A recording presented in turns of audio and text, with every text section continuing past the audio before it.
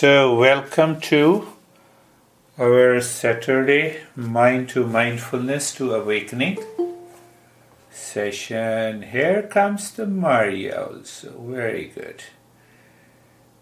So,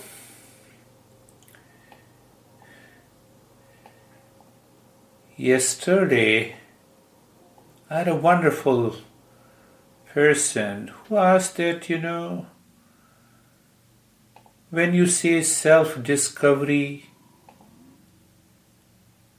is the goal of mindfulness or meditation, and then you say the result is awakening to permanent state of peace and happiness. A beautiful question. He says, what comes in between? Is that in conformity with the scientific research? It's a beautiful question. And my instant answer was yes. And then I remembered the days I was doing a research study on the effects of integral yoga practices in the management, prevention, and minimizing the impact of symptoms of asthma and also the stress. We did a lot of studies on that. So there is one difference, but if we follow the same scientific steps, we realize that the great masters have laid down these steps with a clarity. But if you want to know the method by studying physics and you want to do a research on who am I, it will not work. But the fundamentals, So what are the fundamentals if I say? So in scientific design and research, either you choose a topic or you ask a question. That is the first step. So what is the question about yourself? Now I have enough of the wealth and I am living a life of all kinds of pleasure and these pleasures are being repeated. I have no issue. So am I asking a right question? If the mind is not ready to ask a right question or the problem, all these masters, talking, 3,000 texts, they talk of one principle and the other principle in order to bring the mind to the topic. And what is the topic? Look at the Buddha. Buddha says 4 noble truths. And academically we understand the world is suffering, and the mind is still looking for pleasure. Am I asking a right question? Will I succeed? That is one way. Other way, what is the purpose of human life? Are we seekers of happiness or not? Ask a right question to yourself. But if you do not think, and I have understood the world is full of suffering and there is an absence of suffering. When I do breath mindfulness, for some time I am in peace, and after that I return again to the same stress. So hence it's a habitual journey. I have to build a habit of mindfulness. Or if the mindfulness doesn't work, then I will take pills. So the mindfulness is equated to taking a pill.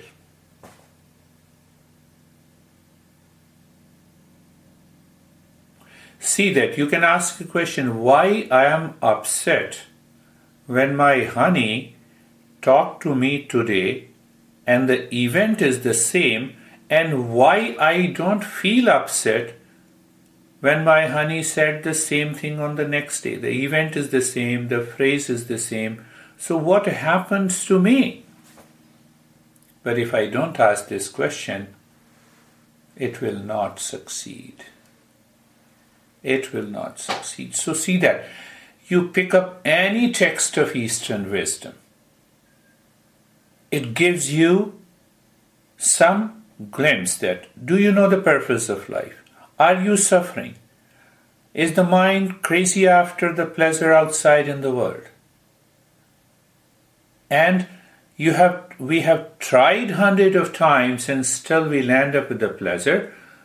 I eat, for example, I eat bread, gives me pleasure, and gradually that pleasure goes on reducing and the pleasure is gone. Then I pick up another food, I pick up the third, I pick up one dress, I have a starter home, I have the second home, I pick up one, and constantly the mind is running after the pleasure to seek permanent state of the happiness that is not happening. Is that a problem in your life? Or simply we attend a session, come on, let I as a fashion. It will not work. And the second step in scientific research is identify the problem, raise a question with a clarity. Is the cause of suffering within me or the world outside? You see that I have discussed it a lot. So then we research the problem and define the topic. What is that? Every research study, every researcher goes to the library or internet and finds out those references, the previous works done. Buddha has done it, 3,000 masters have done it. They have written all those more than 3,000 texts. So there what happens? We go to the scientific research. And where lies the problem? Mindfulness aims at self-discovery. The scientific research aims at not self-discovery. Let us follow that scientific method with a clarity, and then we can complement what the science says about the practice. And we miss the point. There is epigenetics, I heard a lot of big words. I have a good friend here, a neuroscientist. You see that, the brain changes the neurons, the brain pathways, and there is a neuroplasticity. So I asked him, okay, so you are present in that neuron, and that neuron is controlling and dominating you. What do you mean? Objectivity. It will not happen. So when we research the topic, when you research the topic, you find only one thing by everyone, expressed differently by every master. That real self is my true nature. Does my mind identify with the true nature? I will be in peace and happiness. Nobody dares to give me any kind of problem in the suffering in the world. See that? Now we are developing a hypothesis. Don't believe.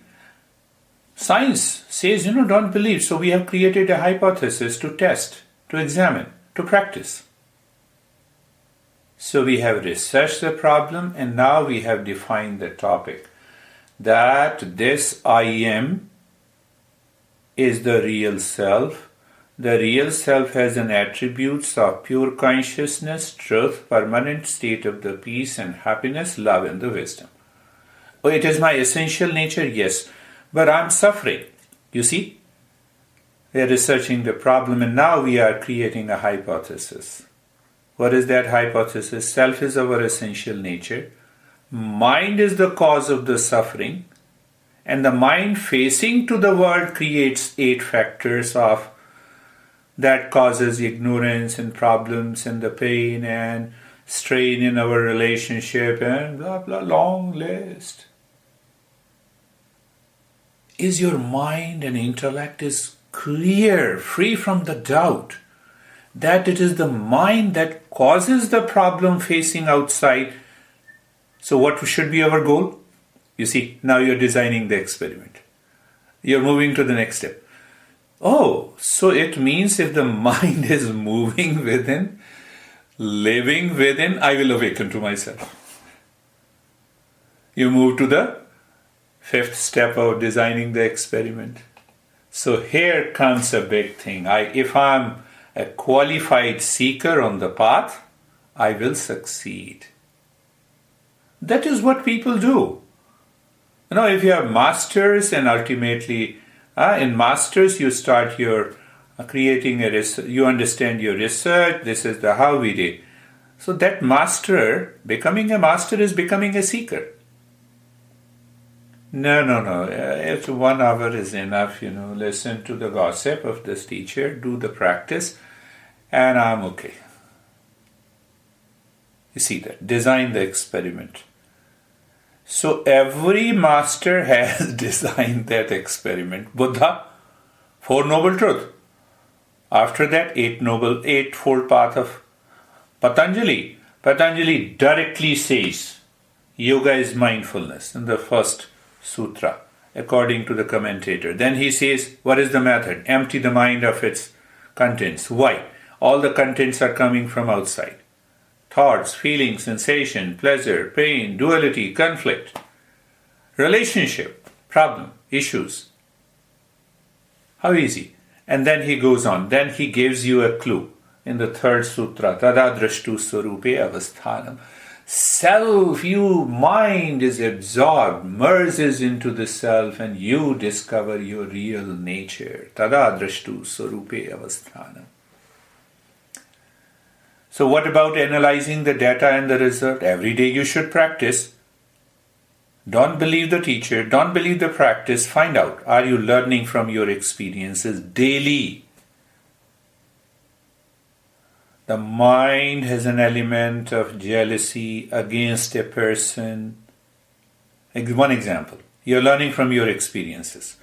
Now you are facing to that guy. The mind returns with an image of the jealousy and your behavior and your thought changes. Now you have done mindfulness. You are looking at the same person. The mind is living within. That element of jealousy from the past doesn't come. Is it not learning from your experiences? No, it is not scientific. How can we say it is not? Only difference is it's a subjective research. One is the objective research. The objective research of the science cannot be applied. So I asked neuroscientists that can you create a research protocol for the subjective research of who am I? Then only I will follow you. But yes, no doubt, science complements. We should not refuse. We should have an open-minded. So then what happens? I gave you an incident that narrated by one of my private students yesterday. She's a beautiful woman. She has been with me almost now for a year.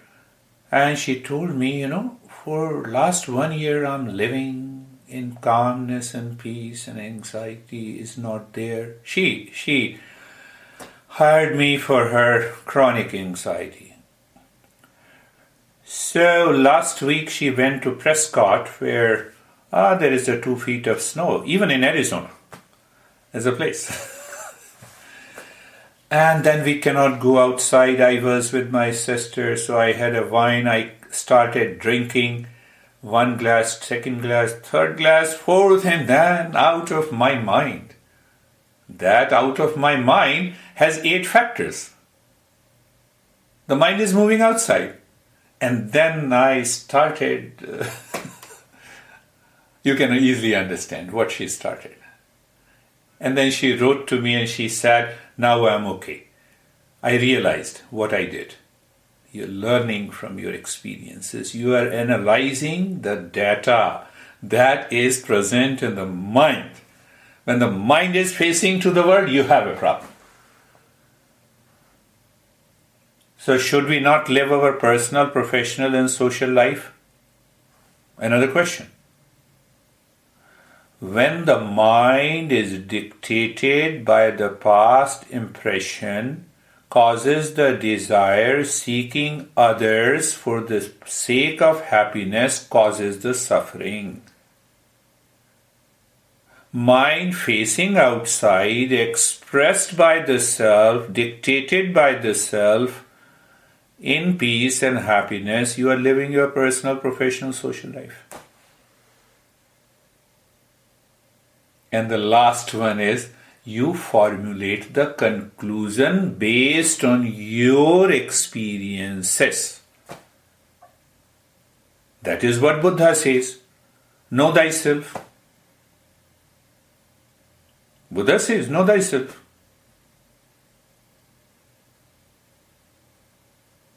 Shankara says, another great master, understand that very real self is the very existence. It is a common point which is present in every human being. Common point, one common point. Who am I? Self. Who is Priscilla? Self. Who is Samir? The self. You see the pointed approach. And that helps us. So why I started this topic for a simple reason, that ask yourself, what is the problem? That would be a beginning point. Otherwise, what happens? The mind takes a default journey. I remember something beautiful, and then we'll start with our journey. Yes. Why I said the mind, our default journey of life is guided by the animal instincts, the past impression, our habits, and there is a heavy cultural, social conditioning. And the science proves it. Now we talk of human intelligence. We are highly developed. How come? Because of neurons. How many neurons do we have in the brain? 100 billion. So if we say the number of neurons is an indicator to have an intelligence, the elephant has almost 300 billion neurons. Priscilla, it has 300 billion neurons. So they should be more intelligent than us. The beautiful research, that neuroscientist was telling me, and I said, this is wonderful, you are contradicting your statement.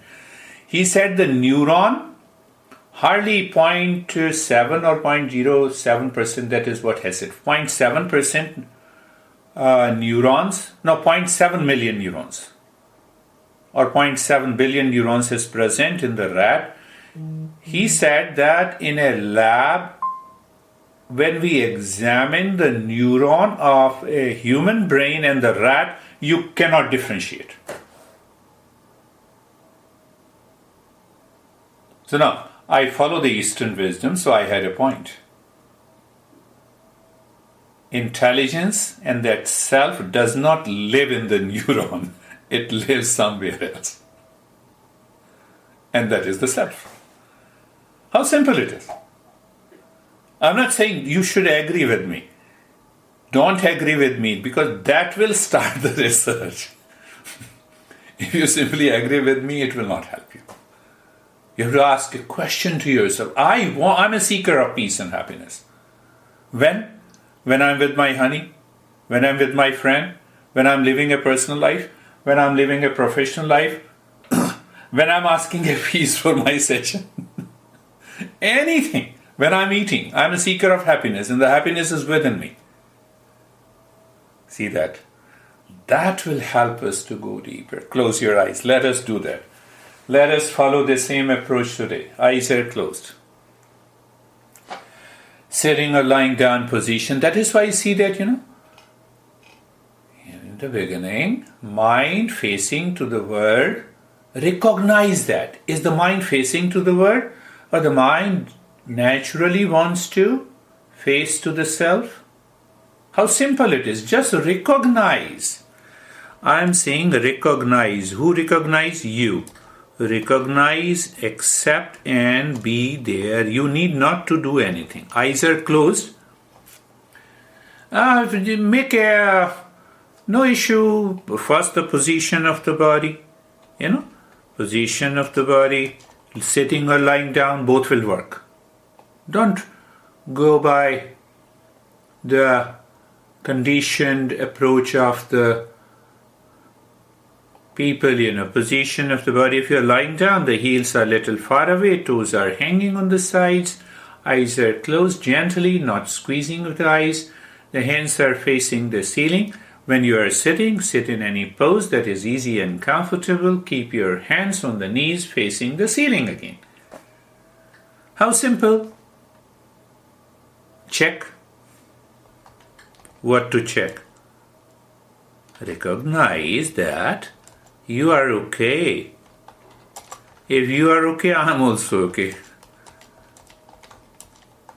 So now you did that. Now let us do the second step. If I say recognize, accept, and be there. Where? Where the mind is. So I gave you one thing. Thoughts are coming, feeling is there. Thought, feeling, sensation, past, present, future, anxiety, duality, conflict, all are experiences happening in the mind. So when I have those experiences happening in the mind is facing to the world outside. How simple it is. Recognize and just be there. We have just started the journey, and so when you are there, you know, you recognize, you accept that the mind is facing to the world. And what is the goal? Research, protocol. We have a fixed variable. If I use the scientific term, mind is moving inside. Indefinite variables, people, place, thing, time, space, object. What Buddha says, what every master says, go behind and beyond the mind. You see? That is one way. Otherwise, remind, what is the problem or the purpose of the life? I am a seeker of peace and happiness, permanent state. So where to start the journey? And that is how I say be comfortable. Look at the neck joint. Be there. Do you experience being comfortable? Being comfortable, sensation and steadiness. How simple it is. Because there is a clarity. Now what will happen if the mind is continuously facing to the world outside, and when I say look at the shoulder joints and feel being comfortable and steadiness, so what will happen? You already know it. So what the intellect needs, come on. You are facing to the world, face here. That contemplation and the reflection should continue in the journey. We are going to a higher step. You have done this practice hundreds of times. Now is the time to keep an eye of a seeker to every step. Look at the hip joint, be there. What it means by be there. We are playing with the mind. Come on, you have to face to the self, beginning with the body. So that drops mind facing to the world. Do you remember Seeker's goal is going behind and beyond the mind. Have a clarity. I'm not creating a cult, dogma, belief, or any sort of things. And I'm not forcing you. Awaken to your own intellect. Look at the entire body from the top of the head to the toes. Top of the head to the toes? Yes. And the result is simple. Sensation, being comfortable, and steadiness, a sense of steadiness comes. Are you ready to listen? When the intellect is 100% clear, means it has an understanding that the mind facing to the world outside is the cause of the problem. We are testing the hypothesis. But still the mind runs after the thoughts in the people. You say, okay, you run, I'm not. That is what I say being carefree. I've been explaining these three C in a variety of ways, picking up the principles from the teachings. When I know I'm sitting inside the home, even if there is a big noise, I know I have not to go outside. The intellect takes a decision naturally and you are carefree. That is what is known as let the thought come and go.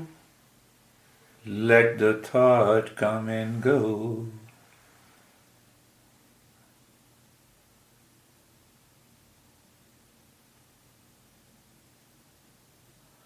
So when you are comfortable, you have a moment of awareness of being carefree, what happens? Natural, being casual.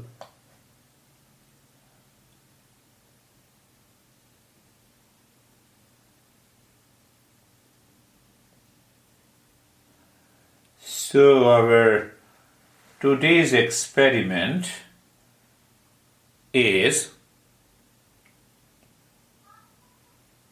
purify the mind, balance the energy so that the mind leaves the world outside, deepening the experience. That becomes our next step. So I have been saying it. Just look deep inside the heart in the space. Are you aware of the space? Yes. Keep looking into the space? Yes. And start short and gentle, quick breath.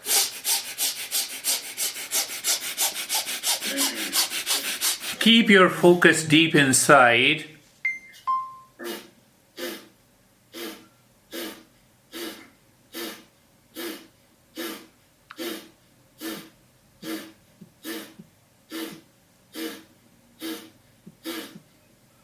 Continue. Not very fast, not very slow.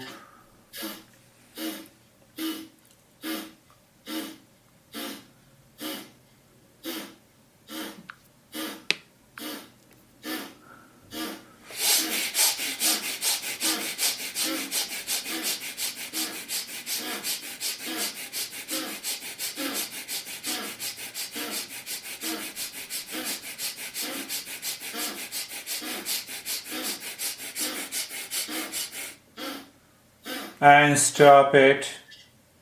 Learn from your experience. See the changes. Don't go for, the nomenclature of the kind of breath. Is it Kapalbhati? Is it Bhastrika? I have done it. When we go to the higher practice of mindfulness, the Patanjali has not named any breathing unlike Hatha Yoga practices. He simply says, the mind is still facing to the world and it doesn't work, start breathing. quick and is a short breath. Prachanna vidaranam. There's a beautiful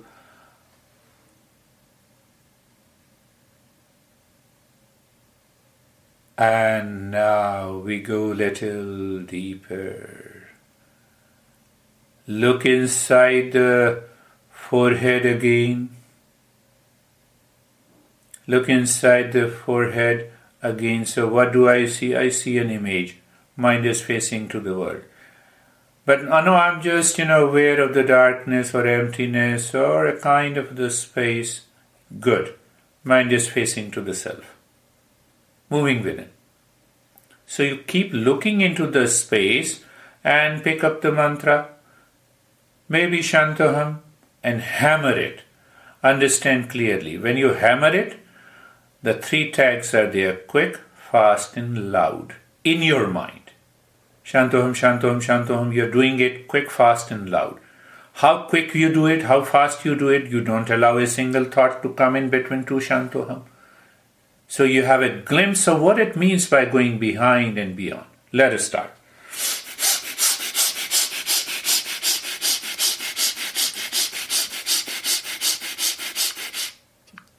You're not breathing.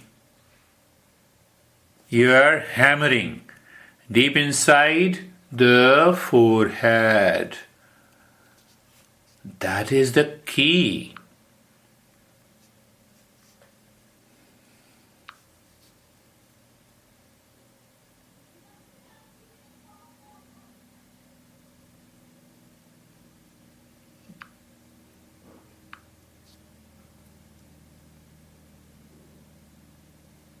Shantam, Shantam, Shantam, Shantam. So you can be aware if a single thought enters, it means what? The mind doesn't follow the practice. Clarity has to be there in the journey. The greater the clarity, higher the rate of success. Now you can easily understand why these great masters gave thousands of practices.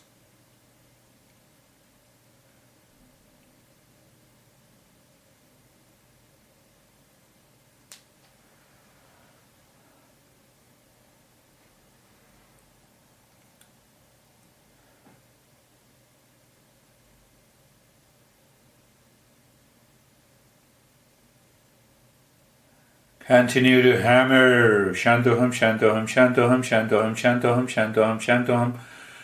Shantoham, Shantoham, Shantoham. Quick, fast and loud in your head.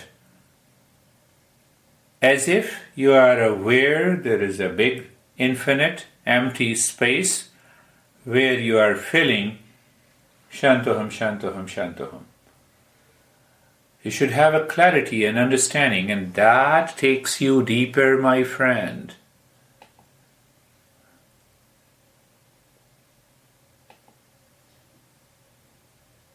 You may be doing it habitually. You are not breathing. You are hammering. You see that the mind takes you somewhere else. You are not breathing. Faster. Breathing is not fast. You see, the mind is taking you somewhere. You are not breathing. Breathing is normal.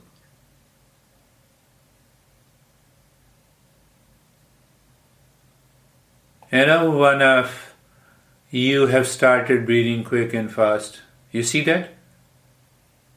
Unclear? But why unclear? The mind is facing to the world. It learned it habitually. It starts doing on its own. It leaves the protocol. Result will be what? Now that's what I observe in everyone.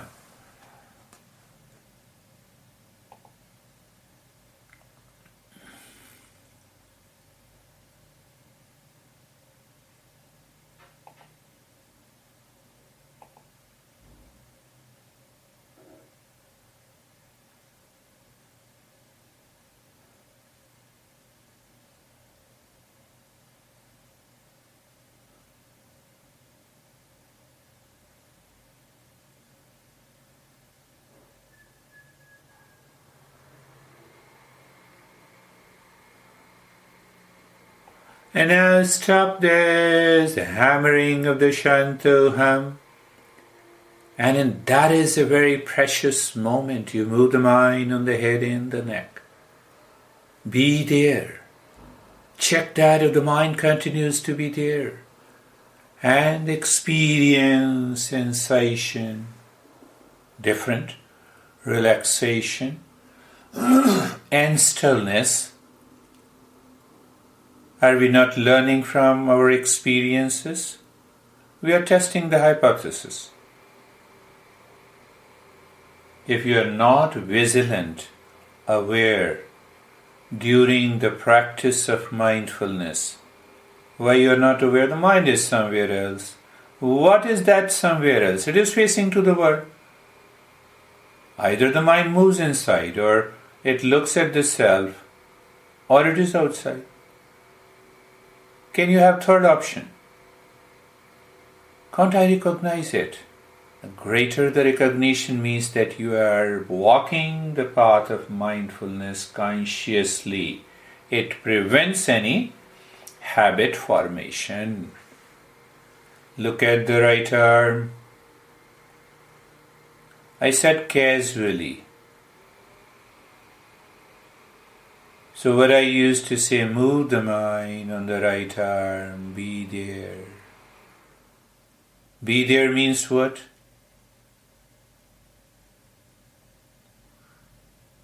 The mind continuously moves on the right arm, and it leads to your experiences. You are learning from your own experiences. I'm just a pointer, not even a teacher. The mind moves on the left arm. The mind moves on the left arm, or just be aware of the left arm, be there.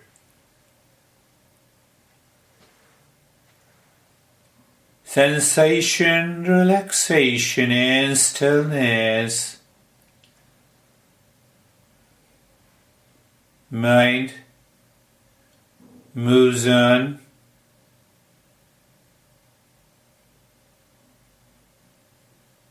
The chest and the belly. I trust when I use the phrase be there, you can recognize, you can be aware, the mind continues to be there. Why? Because it is moving inside. But it also leads you to an experience of sensation, relaxation, and stillness. I have seen through my own experiences, the more and more deep you follow this step of sensation, relaxation, and stillness, the mind naturally turns inward. Can I refer again, so to say scientifically? Patanjali says pratyak chetana means natural tendency of the mind moving inward. Paranga chetana, the mind is facing to the world outside. Right leg, just be there.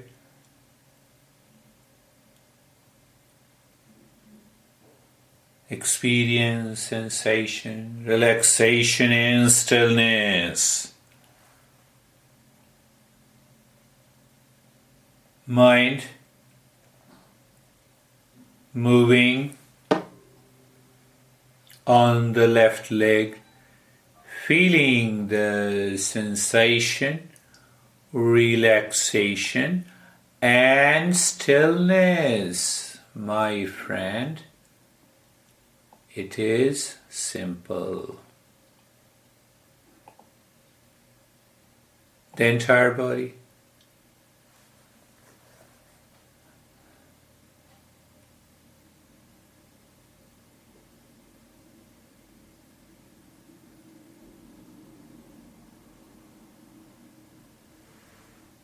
In order for the mind to recognize and accept, the mind is facing to the world or inside. If I say, these masters have devised a trick and they always use the word inside, does it mean inside the body? If that is so, the mindfulness will never succeed. The word inside is used before, behind, and beyond. And how to translate that into a step? That is what we have done a couple of times silently. Now you have understood. Look at the breath. Pay attention. Look at the breath. You know the breath is going in and out. The breath is going in and out. Reference point is body. You feel the sensation of the breath going in and out. Now you are confirmed. So the mind, we say, okay, mind, get engaged with the breath going in and out. You say, body, it's okay. And the third point does the miracle, the magic. You do not change the rate and the rhythm of the breath. And the fourth point, on the highway of the breath going in, you drop Shantoham. On the highway of the breath returning Shantoham. And the sixth point you add, that helps us to discover what it means by moving inside or facing to the world. So the Master says, because it is the mind has yet to know how to transcend and go behind and beyond. So one Master says, every time the breath goes in, you feel the sensation, there is no change. The moment you say Shantoham, become aware of the infinite space inside and become aware of the infinite space outside with every breath going in and coming out. Why they say? We will understand later. Be into the practice, please.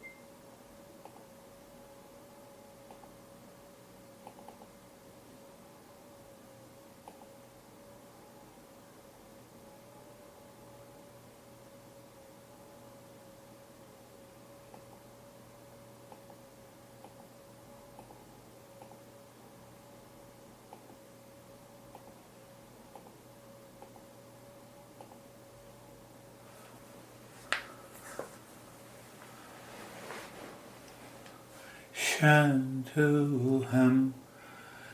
If the mind is facing inside, so to say, you will discover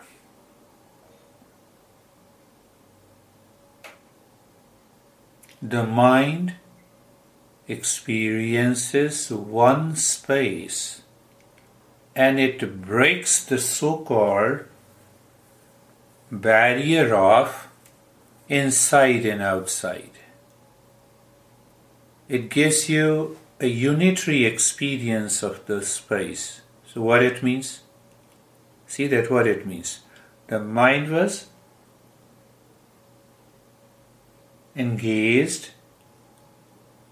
and the mind enforced inside and outside the body, that drops. And it leads you within variety of experiences, freezing of the body.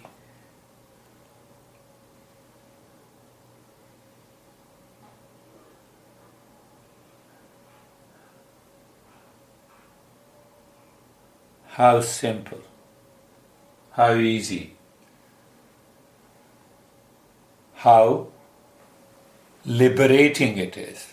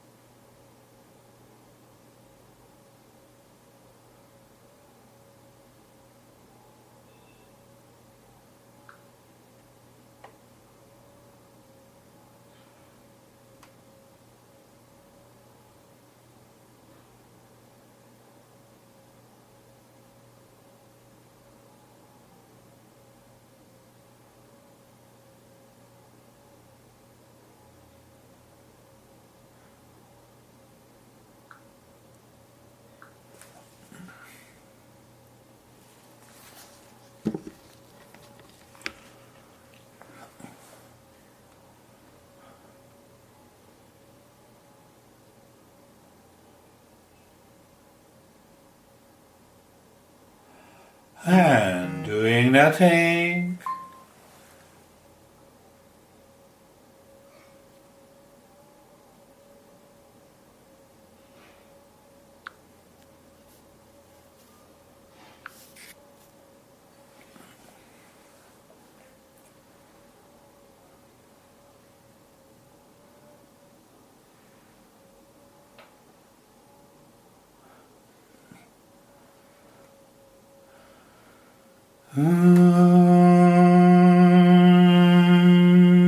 Shanti, Shanti, Shanti.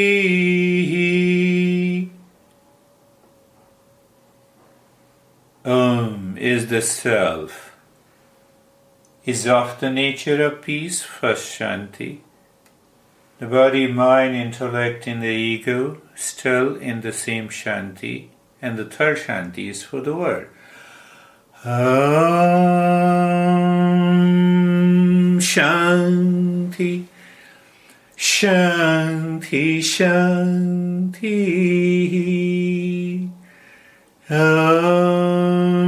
Shanti, Shanti, Shanti.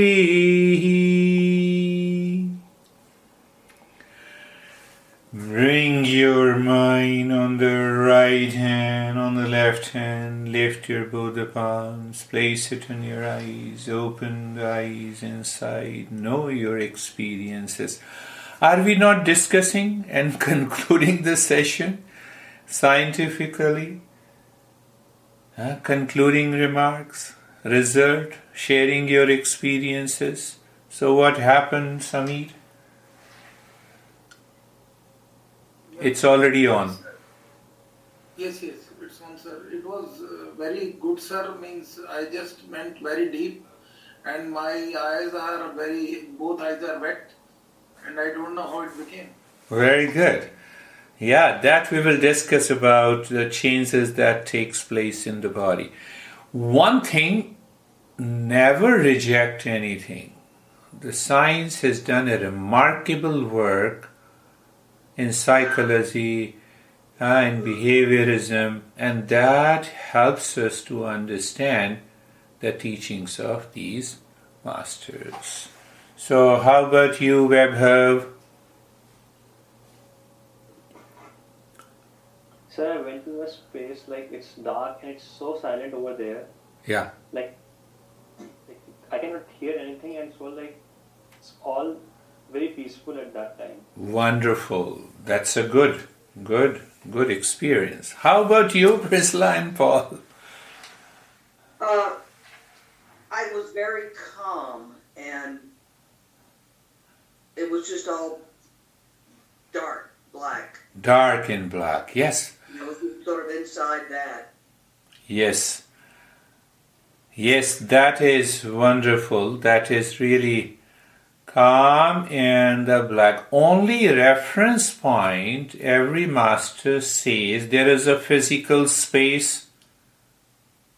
Intellectually we understand that it is infinite, all pervading. We can say universe, cosmos, galaxies, and further go on. So the intellect has made a concept, concluded that yes, the space is infinite. Then there is a mental space. And then there is a space of the self. That very space is pure consciousness. Not relating and comparing it with. Now I'm just picking up the higher journey. So it says it is a physical space, it is a mental space, and then the very self. Is it pure consciousness space? Really? I see Priscilla. Yes. So now pick up the point. So that takes us to a higher journey. How about you, Paul? It was good. I had a little bit of a delay because I couldn't get past the hammering. Okay. So in my mind, I was literally hammering. Yeah. Yeah, like a jackhammer. And then finally, I let that one go, and then I got into deep. You got into deep. That's so wonderful. He raised a very beautiful point, So now apply that. The moment you have anxiety, nobody notices you and start saying mentally, Shantam, Shantam, Shantam, Shantam. Just say it until the impact, experience, and the effect of the anxiety drops. That's one way. Paul used it positively. He was recognizing, he accepted that, and he did it. But I'm saying the application. How are you, Engineer Saab, Ashok ji? Namaste. Namaste. These crazy people have been with me for 20 years now? More than 20 years. More than 20 years, yes. You all are awakened. So how are you, Ashok? Yeah, I'm good. I've just reached Haridwar. I'm in Agra bag only. Just down for the meditation. Oh, okay. No worries. No worries. So, Maria, how are you, Maria? We have been together, I think, 96. From 96, 97 we met. How are you, Maria? I don't hear you. She is from Barcelona.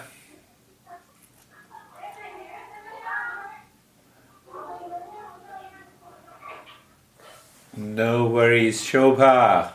In the meantime, Haji. What happened to Shobha? I'm just waiting for Maria to unmute her lips. Yes. कुछ नहीं हुआ? थोड़ा सा rest करो. आज जो meditation में बहुत मजा आया. She enjoyed meditation. She rested a little bit in meditation. Wonderful. Good. Very good. Very good. So who is left? Nothing except the Maria is not able to unmute her phone. And here is Rita. Sir Shanto हमसे बहुत अच्छा लगा.